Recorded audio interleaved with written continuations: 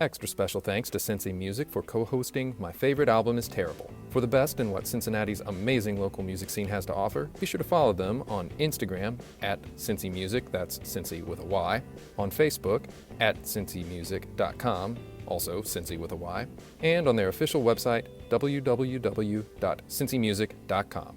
Here's the show.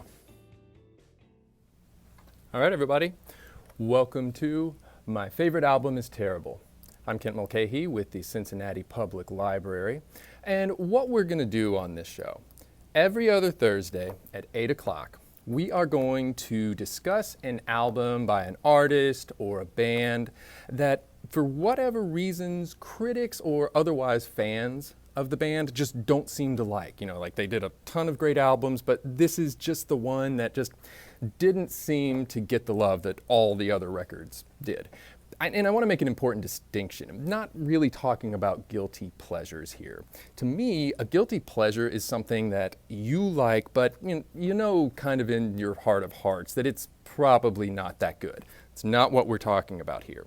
The records that we talk about, whoever picks that record, they honestly love that record and they think that everybody else is wrong and it's just misunderstood. So we're really going to come to the defense of some misunderstood albums on this show. The way the format is going to work, each week a host is going to pick a record that they will defend and try to prove everybody else wrong. Each show will have a guest, or in some cases guests, who have to listen to every second of the record that the host picks. And then they will have a discussion with the host, get a little back and forth about it. But here's the spin. The spin for this show is, the library, we don't have things in our catalog that are not good, naturally. So the guests, even if they hated the album, they're not allowed to say anything negative about it. They can only use positive descriptors of the album. So that's going to bring about one of three things. One, maybe they listen to the album and, they're like, hey, that was actually pretty good. I was wrong about this one. I think I actually enjoy this. If that's the case, they will join forces with the host, take on the rest of the world, and prove everybody wrong. That's one option. Second option is maybe they listened to it and they didn't really care for it, but they found some things that they liked, and it kind of, they pull up the silver linings of the album to discuss with the host. Or third option, and this is the option that's definitely going to be the case tonight, I can assure you of that. The guest listens to the album, really just does not care for it all that much, in which case they are stuck with trying to find creative ways to maybe passively aggressively insult the album in terms that sound positive. At any time, the host can jump in, object to what the guest just said, have it stricken from the record, and make the guest rephrase what they just said into something that sounds positive. So whatever, the form, an important thing to remember is everything that we talk about on this show, be it a book, be it the album that we're talking about, everything's going to be available to you free with your Cincinnati Public Library card. So make sure you check the comments for direct links so you can listen along with us to whatever we're talking about. Most of what we talk about is going to be pulled from our digital music services, Hoopla and Freegal, but if the notion strikes us, maybe we will pull something from our vast collection of vinyl. But no matter what, whatever we talk about, you can go to the comments to find links so you can listen along with us. Speaking of the comments, would love for people to jump in with us tonight. If you have feelings about this album, share them with us. Jump in, let us know how you feel, but remember the rules apply to you too. We want to hear your creatively worded insults that sound like compliments. What's that saying? If you don't have anything nice to say, find a way to creatively, passively, aggressively insult it so it sounds like a compliment. I think that's the saying. So join us and follow the rules on that one. Also, if you have suggestions that you think we should talk about in the future, albums that never got the love that you think they deserve, drop them in the comments. We'll see if we can add them for a future episode. Feel free to also send that to us as a direct message. If you send a direct message, make sure you mention the name of the show. My Favorite Album is Terrible. Also, this is very important, if you're enjoying what you're seeing tonight, give us a like and share it with anyone you think might be interested. We really want to bring people in on this and make this a lively discussion in the comments section. So share it with anyone you think might want to jump in on a music discussion. Definitely the more the merrier. Okay, So before I bring on tonight's guest, just a little, let's let the cat out of the bag as to what album we are talking about tonight. We are going to be talking about U2's 1997 album, Pop. Now, U2, I don't really think they need much of an explanation. They are literally one of the world's biggest bands and have been for decades. I mean, this is a band that plays stadiums. So, you probably know their big hits, Sunday Bloody Sunday, Where the Streets Have No Name, I Still Haven't Found What I'm Looking For. They have a ton. So where does Pop fit in with this? So Pop came out in 1997.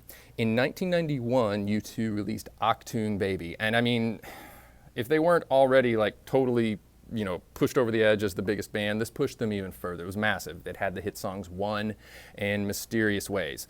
So what did they follow up Achtung Baby with? In 93, they put out Zuropa. And I got to be honest, if you're like me, Zuropa is almost like a forgotten album from U2. When I think of U2, I don't think of Zuropa at all. I don't even know if I've really heard any of it, which is something I should fix. But, from what I can gather, it was a big departure of sound for U2, and it kind of divided some fans. So, big anticipation. What are they going to follow up this departure with? Are they going to return to the standard U2 sound? And when I think standard U2, I think Bono's beautiful soaring vocals and the guitar work from their guitar player, The Edge, which was, known to be really spacey, echoey, a lot of the delay effect on his guitar. Is that what they were going to go back to? No, it was not. And I got to be really careful here. I made the own rules of this show, and even as I'm just trying to figure out how to describe the basic sound of the album, I'm about to break my own rules. So I'm going to kind of stop there and just say that it had a bit more of an industrial sound. I mean, no one's going to mistake it for Nine Inch Nails, that's for sure. But it had kind of a dirtier, slightly more abrasive sound, lots of effects on the instruments and the vocals. And yeah, it's a very different sounding record for U2. And who is the person that picked this album? The person that picked this album is Chris Oakes. Chris Oakes is the manager of our Oakley Branch location at the Cincinnati Public Library. Chris is a drummer, and I'm going to get to this at the end of the show. There's a part of me that wonders if the fact that Chris is a drummer kind of helps him like this album. So we are going to dig into that, and all of that said, let's bring on Chris. Hey Chris, how you doing tonight? Good. How are you doing? Well, that's a loaded question. I had to listen to U2 Pop because of you. So you know what? I'm fine. Good. You should be. You listen to this album, so I don't know why you wouldn't feel wonderful. So I feel lucky for listening to this album. Just kind of some lead-in questions. So this one I'm very curious about. What's your history with U2? When did you first get into them, and what was your introduction to them? Was it this album, or was it something older that first got you into them? So it's kind of interesting. I think a lot of U2 fans from back in the day, some of their core original audience from, kind of the heights of their early success in the 80s, I think they're going to point to things like the War album, or obviously the Joshua Tree, massive. But for me, being kind of born the same year, 1983, that the War album came out, I grew up more in the 90s. And I think for the purpose of this discussion, we can maybe mention kind of the distinction between 80s U2 and 90s U2, because that's just a big split. Absolutely. Musically, aesthetically. So for me, pretty soon before this album came out, I think like the mid 90s, they were actually on the Batman Forever soundtrack. I was going to ask you about that one. The summer of that movie and that album, you couldn't escape Seal, Kissed by a Rose. That's such a good song. And then right on the heels of that, their song "Hold Me, Kill Me, Kiss Me, Thrill Me." That was always on heavy rotation on MTV. So I have the Val Kilmer Batman movie to thank for initially getting into U2, I have to say. It's kind of a weird time for getting into a kind of a legendary band that were clearly experimenting with their sound and their look. But then 2 years later, 97, then the Pop album came out. And it was the first CD, when you went and bought CDs, that I owned by U2. And then I didn't realize, I just thought that this was this band that did this sort of like slightly industrial poppy kind of rock music. Cool. I remember that song Mysterious Ways. Yeah, this is pretty cool. As a 14-year-old or whatever. And then didn't realize, this is also this band that came from post-punk, and I didn't even know what that was. And they have this album called The Joshua Tree, all this sort of stuff. I went back later and discovered kind of their 80s music. So that's how I first happened upon them. Okay, well, that definitely brings us up to the album then. So, Pop, what was your introduction to this album? Was it a song? Was it a video? What was your introduction to Pop? Yeah, well, it's definitely that time period again, the 90s, the mid to late 90s. I remember it was a big deal that U2 had a new album coming out, and MTV was kind of the thing for the vast majority of the public to discover stuff. And, this is pre-Napster even. This is, so, like, I remember distinctly the world premiere of the Discotheque video, which I'm sure we're going to chat about that here in a bit, the song and everything. But it was a big deal, and MTV was promoting it heavily. So, yeah, like a lot of things from that time period, it was like MTV was the place. Your source for new music. That's right. Was that the slogan? Was that the slogan then? I can't remember. Okay, so you just mentioned, you heard, Discotheque was the first single. So what did I find it interesting. I think it's so great that you mentioned "Hold Me, Thrill Me, Kiss Me, Kill Me," because I was gonna ask that later, and I was already thinking if that was your introduction to U2, then maybe this was a little more palatable. So when you first finally heard Discotheque, what'd you think? I thought it was catchy as heck. I think, and you kind of alluded in the intro to me being a drummer. So, I mean, a big groovy dance track kind of pop song. I think it's important. It appealed to me at that point because it was very rhythmic.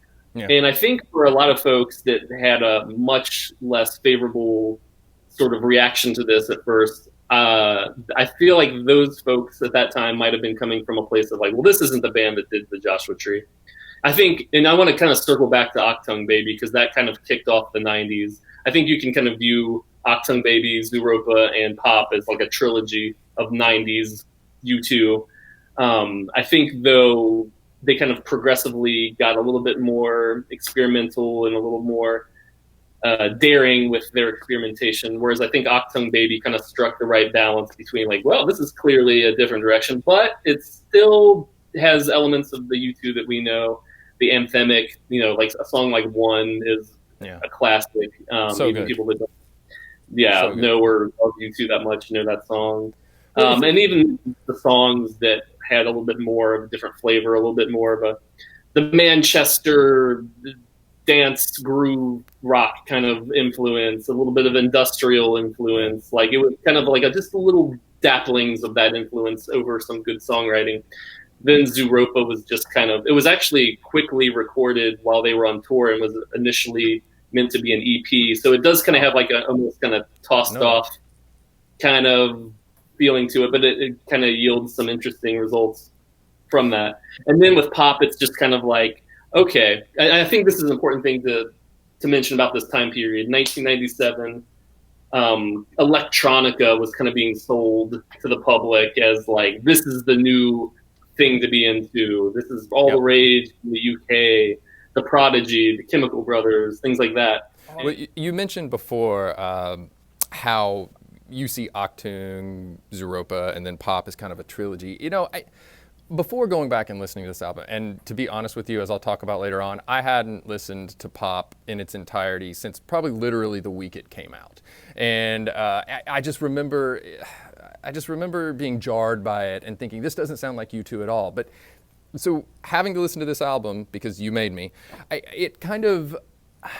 I went back and listened to U2 again, and I haven't for a while, and I really liked Achtung Baby, and one of my favorite songs on it is Zoo Station, the very first track. And Yeah. I pushed play and after having not listened to this album in forever, and immediately there's effects, swirling noises, the drums are heavily processed, Yeah. and all of a lot sudden of I was drum like, loops. you know what? Pop is not really all that different than parts of what they had kind of hinted at before. And again, Zoo Station is one of my favorite U2 songs, but now that I think about it, it probably doesn't really sound like U2 all that much. So I think No. it was interesting.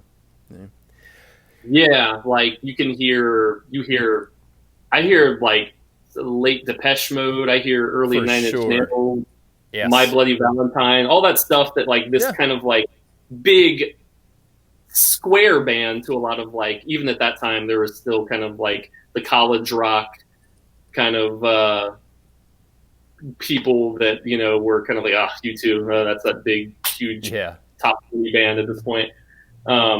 Even REM at that point were still kind of had a little bit more of an underground street cred kind of thing. So, but I feel like to their credit, U2 took a lot of those influences at the time and kind of synthesized them. And I think Achtung Baby strikes the right balance of that. And, you know, it was successful. It was commercially successful, critically successful.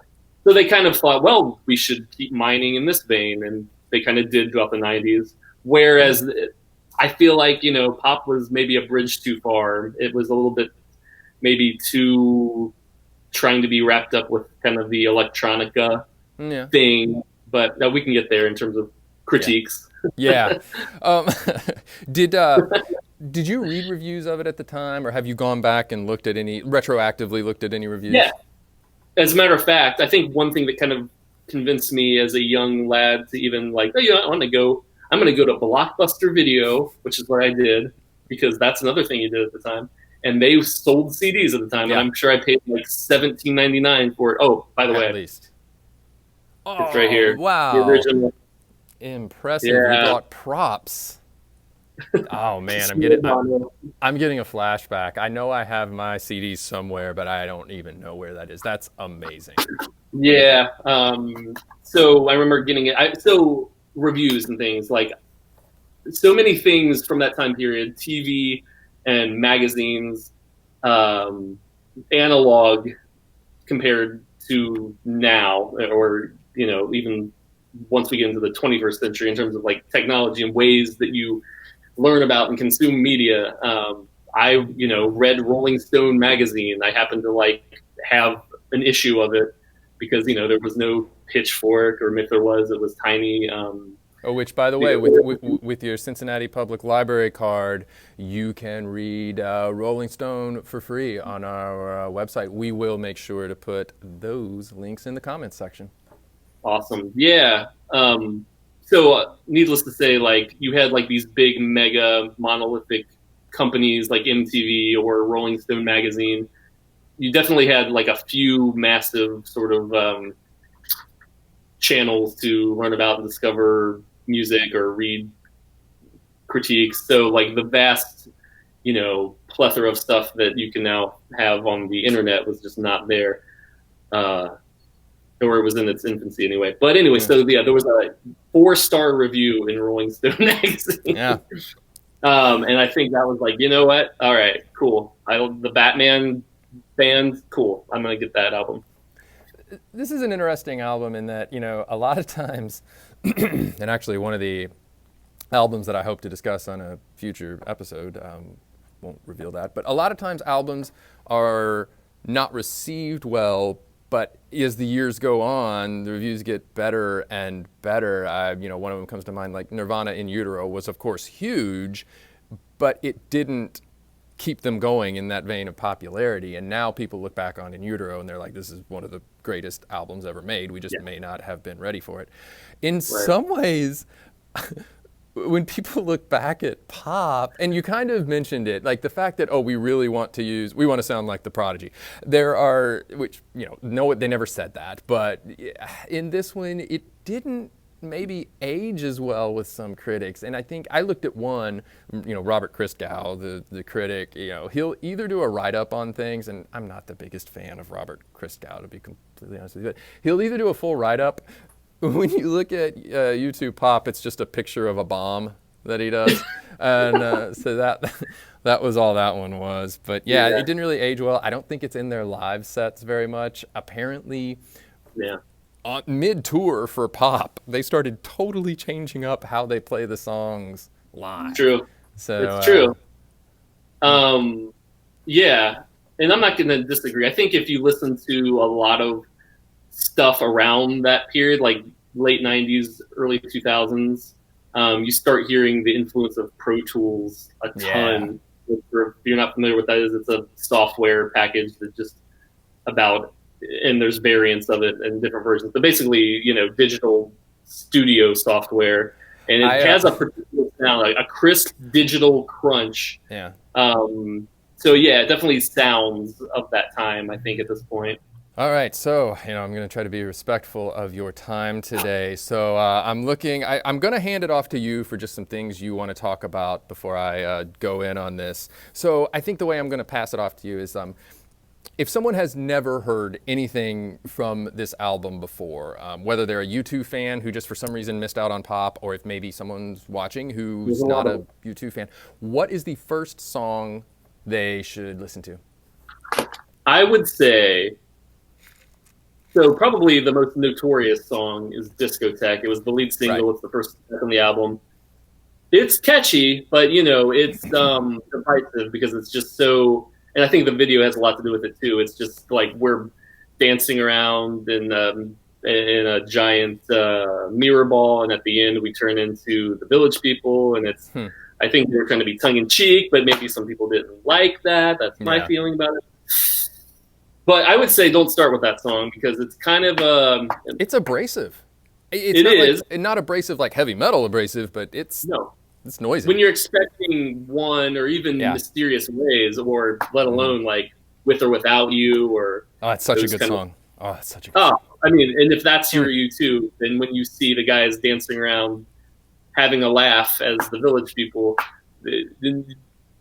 I think they felt like, oh, we're in on the joke. We're being funny, but it was just like I think I said earlier. It was a bridge too far for a lot of folks. Yeah. But I would say start. Maybe I can hold it up here if you can see the track listing. Maybe that there's too much reflection. Yeah, a little bit on that, but I see it now. Okay. Staring at the Sun. I would go with that song first. It was the second single, I think. It was. Yeah, and that to me. So the middle of this album, can I give you like a brief like flow of the album kind of thing here? Absolutely. Great. So they're U2. They think we can do no wrong. We're just gonna come out guns blazing with like Discotheque, but it was an interesting choice. Yeah, it's definitely abrasive. And the first few songs lean more heavily on the electronic stuff. And then you're right. They do. I'm looking at this. That's crazy. Like you've got like Discotheque, Do You Feel Love?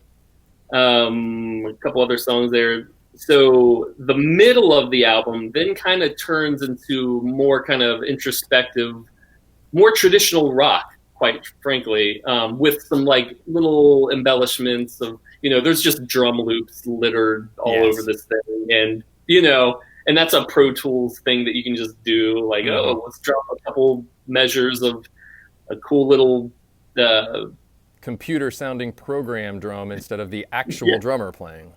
Yeah. Well, and at the time, I think that some folks that will defend this album say that it was cool that Larry Mullen Jr., the drummer, incorporated drum loops and things like that into like the live drumming that he was doing, and they would do that live, and that has become like a standard practice for all sorts of artists nowadays.